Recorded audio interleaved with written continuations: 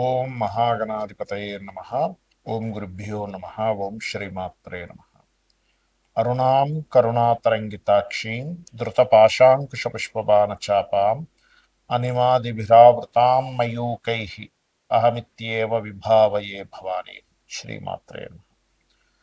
ప్రేక్షకులకి ఆ లలితాంబిక అమ్మవారి యొక్క అనుగ్రహం పరిపూర్ణంగా కలగాలని మనస్ఫూర్తి కోరుకుంటూ మనం ఈరోజు డిసెంబర్ మాస ఫలితాలు, ఈ డిసెంబర్ మాస ఫలితాలను పర్టికులర్గా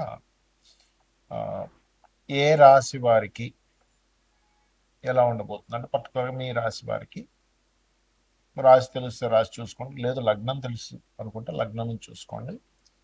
అసలు గ్రహాలు ఏ విషయాలకి మీకు సపోర్టివ్గా ఉన్నాయి, నెగిటివ్ ట్రిగర్ చేస్తున్నాయా లేదా పాజిటివ్ ట్రిగర్ చేస్తున్నాయా అనే అంశాలు, మరియు ఏ దేవతారాధన, ఎటువంటి చిన్న చిన్న రెమెడీలు చేసుకుంటే ఇబ్బంది పడకుండా ఉంటాము అనే అంశాలు మనం చెప్పుకుంటున్నప్పటికీ, చెప్తుంది నేనైనప్పటికీ కూడా చెప్పేస్తుంది సాక్షాత్ లలిత అమ్మవారిగా భావిస్తూ అసలు గ్రహస్థితి ఏ విధంగా ఉంది చూసుకున్నట్లయితే, ఫస్ట్ ఆఫ్ ఆల్ ఇక్కడ ఈ మేషం నుంచి చూసుకుంటే మీనంలో శని, కుంభంలో రాహు, సింహరాశిలో కేతువు, అండ్ మిథునంలో మనకి గురువు, అంటే కర్కాటకంలో వక్రించుకుంటూ మిథునంలోకి వస్తున్నటువంటి గురువు.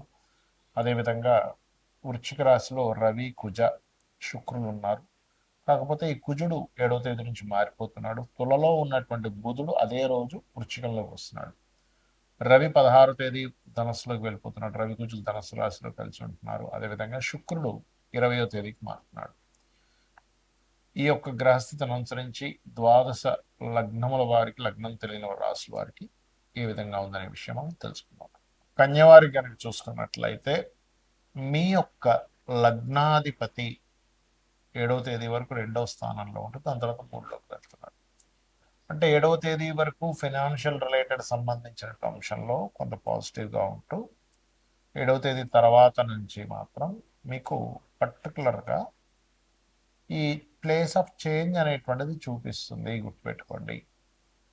అలాగే కొన్ని పట్టుదలలు కొంత ఎలాగైనా సాధించాలనేటువంటివి 7వ తేదీ వరకు ఒక రకంగా ఉంటే, మరలా మీకు 17వ తేదీ తర్వాత నుంచి 16 నుంచి ఆల్మోస్ట్ డిసెంబర్లో ఏదైనా ప్రాపర్టీ విషయంలోని, లేనట్లయితే ఏదైనా వాహన సంబంధించిన అంశాల్లోని కొంచెం ఎక్కువ వేడి చేయడం కానీ ఇటువంటివి కొంచెం, లేదా మదర్ తరపు సంబంధించిన ఏదైనా అలాంటి డిస్కషన్స్, ఆర్గ్యుమెంట్స్ అనేవి కనబడుతూ ఉంటాయి. అయితే ఉద్యోగం కోసం ప్రయత్నం చేసేటువంటి వారికి అనుకూలత వాతావరణం ఉంది. మీ యొక్క జీవిత భాగస్వామి ఏదైతే కొత్త కోర్సెస్ చేద్దాం అనుకుంటుంటారో అటువంటి విషయాల్లో కూడా అనుకూలమైనటువంటి వాతావరణం కనిపిస్తుంది. No need to worry. అలాగే మరొక విషయం ఏంటంటే, ఇక్కడ గమనించినట్లయితే ఇక్కడ మీ యొక్క రాశి వారికి, గుర్తుపెట్టుకోండి, మీ యొక్క రాశి వారికి పర్టికులర్గా కన్యా రాశి వారికి శత్రువుపై జయము ఇట్లాంటివన్నీ బ్రహ్మాండంగా ఉన్నాయి. కాకపోతే కొంచెం 17వ తేదీ వరకు, అందులో పర్టికులర్గా 7వ తేదీ వరకు ఎవరితోనైనా మీరు ఏదైనా ఒక కమ్యూనికేట్ చేసేటప్పుడు, మాట్లాడేటప్పుడు తెలియని కొంత అగ్రెసివ్గా కొన్ని మీరు చెప్పవలసి వస్తూ ఉంటుంది. కొన్ని అగ్రెసివ్గా కొన్ని నిర్ణయాలు తీసుకోవాల్సి వస్తుంది. అటువంటి విషయాలలో కాస్త జాగ్రత్తగా ఉండండి. ఇక మీరు నిత్యము చేయవలసిన దేవతా ఆరాధన, వెంకటేశ్వర స్వామి యొక్క ఆరాధన చేయండి. లేదంటే ఏం మాట్లాడినా గొడవ అవుతుంది అనుకునేటువంటి వారు ఓం కర్పూర వీటికామోద సమాకర్ష దిగంతరాయ నమః చేయడం విధాల బాగుంటుంది. చాలా మంది నన్ను అడుగుతున్న అంశం ఏమిటంటే, గోచారంలో గ్రహస్థితి బాగోలేదు కానీ మన జన్మజాతకంలో బాగుంది, అప్పుడు ఎటువంటి ఫలితాలు వస్తాయి? అసలు జన్మజాతకంలో చూసి ఎటువంటి అంశాలు మనం నిర్దిష్టంగా, అంటే ఇది ఇలా చేస్తే బాగుంటుందని చెప్పొచ్చా అంటే ఖచ్చితంగా చెప్పొచ్చు. మరి గోచారానికి జన్మజాతకానికి ఏంటంటే, గోచారం మీన్స్ కాలం. మనం ఒక పని చేస్తున్నాం, ఒక బిజినెస్ చేస్తున్నాం, మార్కెట్లో దానికి డిమాండ్ ఉంది అన్నప్పుడు మనం ఎలా చేసినా బిజినెస్ వెళ్ళిపోతూ ఉంటుంది, ఎందుకంటే దానికి డిమాండ్ ఉందంటే. ఉదాహరణకి కోవిడ్ టైంలో మాస్కులు, శానిటైజర్లు ఈజీగా అమ్ముడుపోయాయి, ఎవరు పెట్టినా అమ్ముడుపోయాయి. కానీ ఆఫ్టర్ కోవిడ్ అయిపోయిన తర్వాత వాళ్ళు అమ్ముడుపోవాలంటే పోదు. ఎందుకు?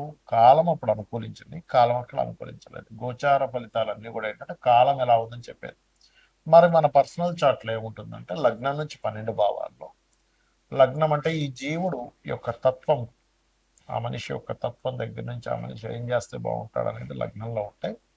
మీరు ఏ మార్గంలో, అంటే విదేశాలకు వెళ్ళడం ద్వారానా, బిజినెస్ చేయడం ద్వారానా, ఇంట్లోనే కూర్చొని వర్క్ ఫ్రమ్ హోమ్ ద్వారానా, లేకపోతే మీడియేటింగ్ ద్వారానా, ఏ మార్గంలో మీకు ధనం వస్తుంది అనేది సెకండ్ లాట్ చెప్తాడు. అది మీ పూర్వజన్మలో చేసుకునేటువంటి పుణ్యం ఆధారంగా ఆ ఫలానా ప్లానెట్కి వచ్చి ఆ ప్లానెట్ రిలేటెడ్ సంబంధమైన రీడింగే అస్ట్రాలజీ. అలాగే అన్నదమ్ములతో ఉండే రిలేషన్స్, మీరు ఏదైనా ఒక ప్రయత్నం చేస్తుంటారు, ఎందుకు ముందు సాగట్లేదు అని అన్నీ కూడా థర్డ్ హౌస్లో ఉంటాయి.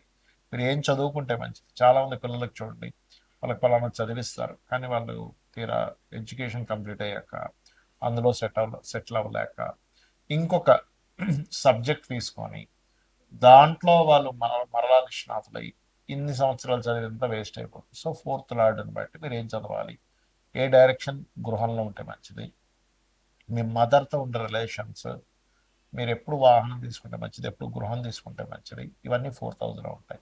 పంచమంలో మీ ఇమ్యూనిటీ, సంతాన సంబంధించిన విషయాలు, సంతానం ఏం చేస్తే అభివృద్ధి అవుతారు, ఫ్రెండ్స్తో మీరు ఎంతవరకు ఉండొచ్చు, ఎలాంటివి చేయొచ్చు, ఎలాంటివి చేయకూడదు. అలాగే రుణరోగ శత్రువులని 6th హౌస్లో ఉంటుంది. సో 6th హౌస్ని బట్టి మీకు ఎటువంటి హెల్త్ ఇష్యూస్ వచ్చే ఛాన్సెస్ ఉన్నాయి, ఎటువంటి రుణాలతో ఎక్కువగా మీరు ఇబ్బంది పడే ఛాన్సెస్ ఉంది, శత్రుత్వాలు ఎప్పుడు వస్తాయి, ఆ శత్రుత్వాలు తగ్గడానికి ఏం చేయాలి.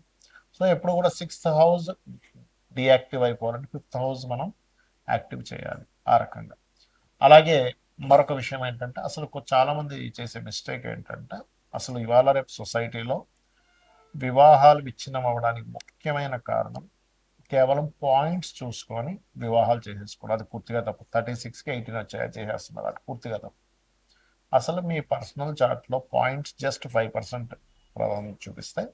అసలు మీ జాతకంలో ఎప్పుడు వివాహం చేసుకోవాలి, what is the right time అంటే, ప్రతి వ్యక్తికి కూడా 18 to 20 ఇయర్స్ నుంచి, ఆల్మోస్ట్ కొంతమంది 16 ఇయర్స్కి అయ్యే ఛాన్సెస్ కూడా ఉన్నాయి.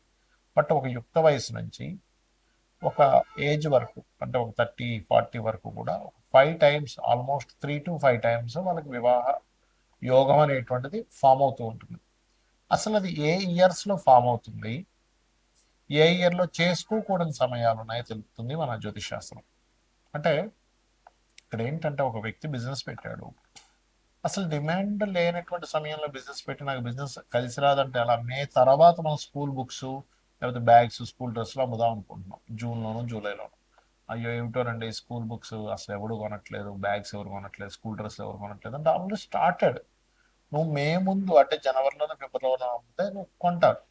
అలాగే నీ పర్సనల్ చార్ట్లో ఎప్పుడైతే నీకు వివాహం చేసుకునే యోగం ఉంది, ఎవరితో చేసుకుంటే బాగుంటుంది, నీ జన్మజాతకంలో ఏమైనా 2 మ్యారేజ్ యోగాలు ఉన్నాయి, దానికి నువ్వు ఎటువంటి పరిహార మార్గం చేసుకోవాలి, ఎటువంటి పర్సన్ నీకు ఖచ్చితంగా వస్తారు, దాన్ని నువ్వు యాక్సెప్ట్ చేయాలి, అగ్రెసివ్గా ఉండే వాళ్ళ, సున్నితంగా ఉండే వాళ్ళ, మనీ మైండెడ్, కాస్త ఎక్కువ తెలివితేటలు ఉండే వాళ్ళ, అబద్ధాలు చెప్పి అన్నీ వస్తున్నాం.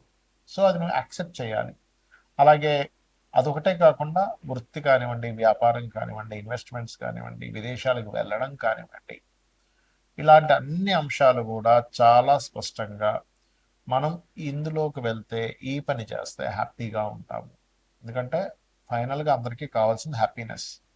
సో హ్యాపీగా ఉంటామనేటువంటి విషయాన్ని ఉదయాన్నే యాక్సెప్ట్ చేయాలి. నీ పూర్వజన్మ కర్మ ఏమిటి, ఎందుకు నీకు ఇన్లాస్తో గొడవలు వస్తున్నాయి, ఎందుకు నీ తమ్ముళ్ళతో గొడవలు వస్తున్నాయి, లేకపోతే అక్క చెల్లెలతో గొడవలు వస్తున్నాయి, దానికి రెమెడీ ఏమిటి, నువ్వు ఎటువంటి చిన్న చిన్నవి, మనం ఏదో పెద్ద వేలు లక్షలు ఖర్చు పెడితేనే నీకు రెమెడీ అవుతుందని ఏం లేదు. చిన్న నామస్మరణ కూర్చొని ఒక అరగంట సేపు కూర్చొని, రిలేటివ్స్తో గొడవలు వస్తున్నాయి, ఓం కర్పూర వీటికి ఆమోద సమాకర్షది గంతరాయనం, లేదండి ఎంతో కెరీర్లో ఎంత ఇబ్బంది పడుతున్నా నాకు రావట్లేదు, ఓం మాణిక్యం ఒకటాకారం జాగ్రత్త రాజుతాయి, ఇలా అనేకమైనటువంటి లలితా సహస్రనామాల నుంచి తీసుకొని మనం రెమెడీ చేసుకోవచ్చు.